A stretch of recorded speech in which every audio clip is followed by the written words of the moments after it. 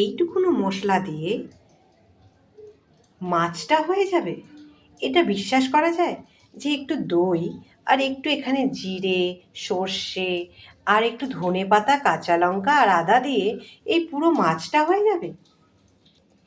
যদি বলি এটাই সত্যি কথা বলছি, কি বিশ্বাস করবেন তো? হ্যাঁ, এই সামান্য দই আর ওপরে একটু ধনেপাতা আর কাঁচা লঙ্কা দিয়ে চলুন এটাকে স্টিমে বসিয়ে দিই। এবার বলবেন কি তেল খাওয়া ছেড়ে দিয়েছেন নাকি? আরে না না, তেল খাওয়া ছাড়িনি, এতেও একটু তেল যাবে। দেখুন না, এই যে একটুখানি তেল দিয়ে দিলাম। হ্যাঁ, এটায় এইটুকুনই তেল লাগবে, এর থেকে বেশি তেল দেবেন না, কেননা এটা এইটুকুনো তেলেই ভালো লাগবে। সব কিছু যে প্রচুর মশলা দিয়ে রান্না করতে হয় তা কিন্তু নয়, কিছু কিছু জিনিস আছে অল্প মশলাই অনেক টেস্ট আসে।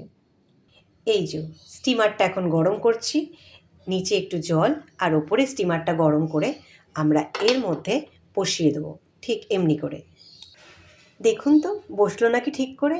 হ্যাঁ, মনে হচ্ছে তো ঠিকই বসিয়েছি। হ্যাঁ, এটা ঢাকতে কিন্তু ভুলে যাবেন না, এটাই হচ্ছে আসল। এই যে এবার একটু কম বেশি গ্যাসটা বাড়িয়ে কমিয়ে তবেই কিন্তু এটা রান্না হয়ে যাবে। আর এটার স্বাদ নিতে গেলে আপনাকেও তো একবার বানিয়ে দেখতে হবে, কি তাই তো? আজ তাহলে আমি আসি, এটা ভাতের পাতে কেমন লাগছে সেটা দেখার জন্য একটু অপেক্ষা করুন।